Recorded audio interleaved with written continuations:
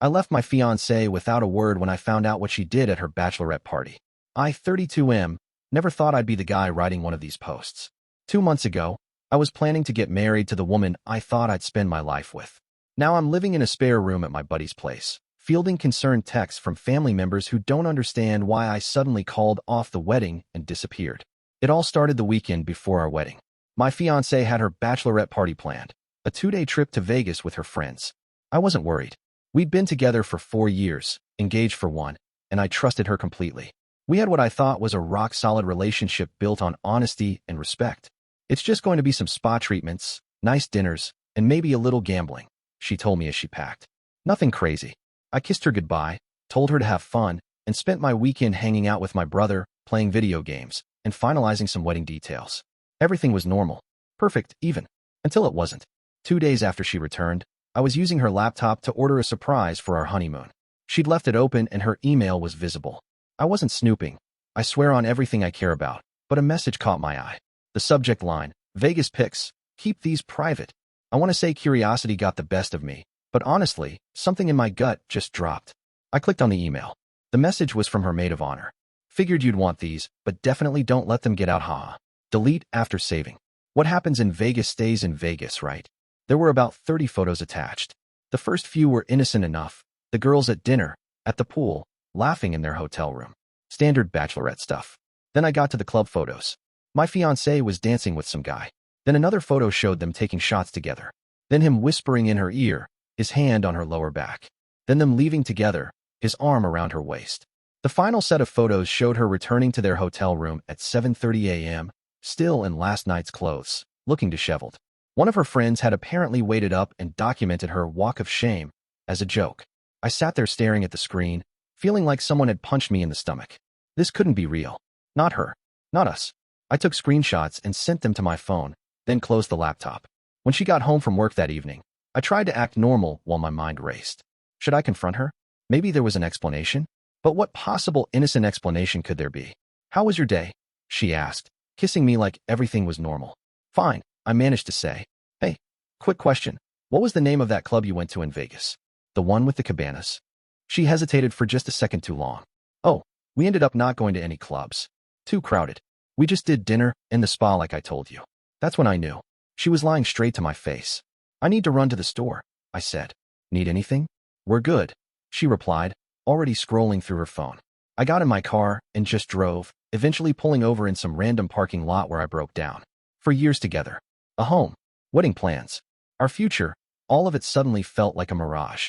When I calmed down, I called my best friend and asked if I could crash at his place. Then I drove home, packed some essentials while she was in the shower, and left.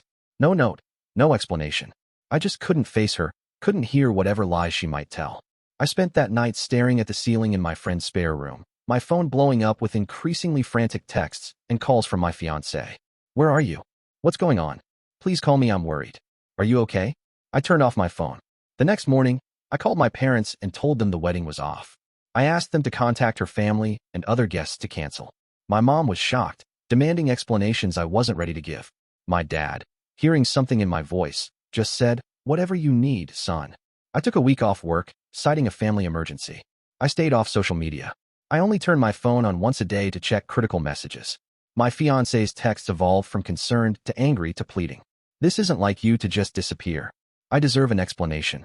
Please just talk to me. Is this about the bachelorette party? Because nothing happened. Someone must have said something to you, but it's not what you think. That last one was what finally made me respond, 2 weeks after I left. I sent her the screenshots without any comment. She called immediately. I let it go to voicemail.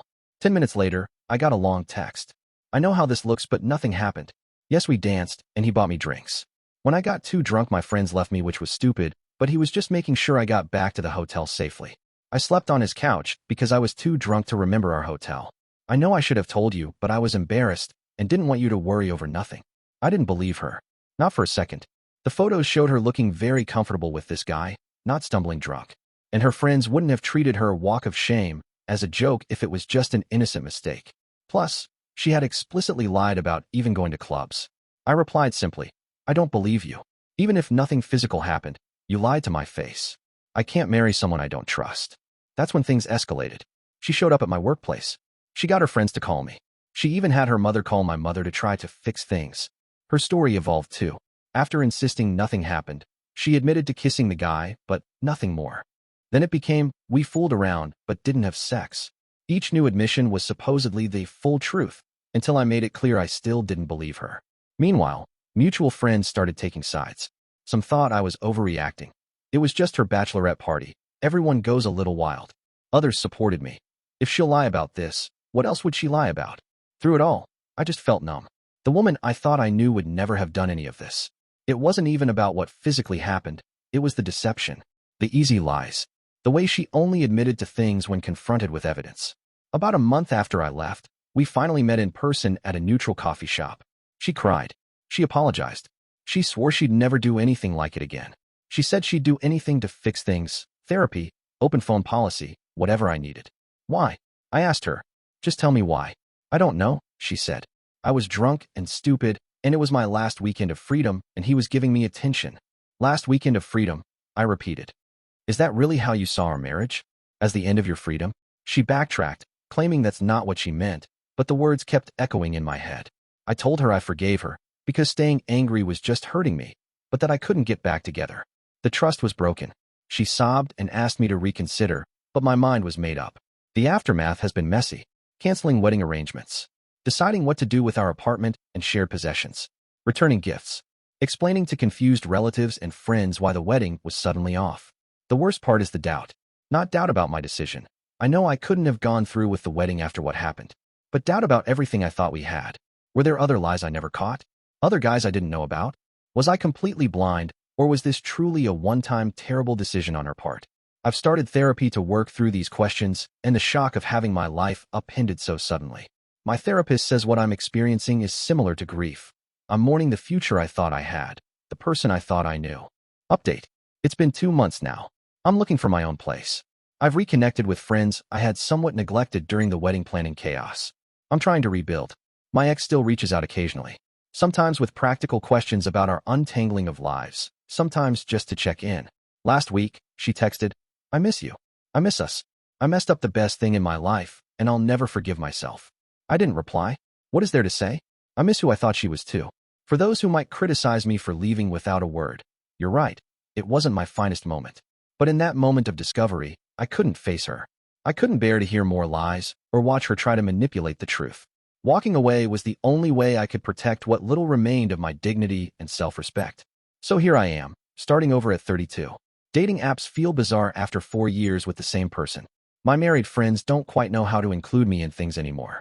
My parents are supportive but confused. You two seemed so perfect together, my mom said recently. Are you sure there's no way to work through this? I am sure. Some broken things can't be fixed. Trust is like that. Once shattered, you can glue the pieces back together, but it's never quite the same. If there's a lesson here, maybe it's to trust your gut. When things don't add up, when explanations feel too convenient, when someone who's supposed to love you lies to your face, pay attention to that feeling in your stomach that tells you something is wrong. Or maybe the lesson is simpler. Actions have consequences, and sometimes those consequences include losing someone who would have given you everything. I don't regret leaving. I only regret that I had to. Edit. Since so many are asking for more details, I should clarify something. After our in-person meeting, her maid of honor actually reached out to me separately. She confirmed that my ex had indeed gone back to this guy's place willingly, and according to what my ex told her the next day, they had sex. The maid of honor felt guilty about the whole thing as she had encouraged my ex to have one last fling before getting married. She only reached out because she was tired of the lies my ex was still telling everyone about what happened.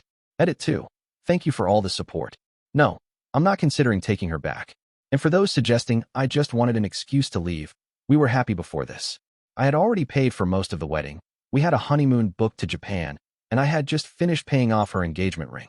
If I wanted out, I would have left before spending all that money and time. Edit 3.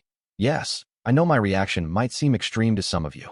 Walking away without a word isn't something I'm proud of. But discovering that level of betrayal days before what was supposed to be the happiest day of our lives, I wasn't thinking clearly. I was in shock. And every time we've talked since then, she's changed her story. How can I rebuild with someone who still can't be honest?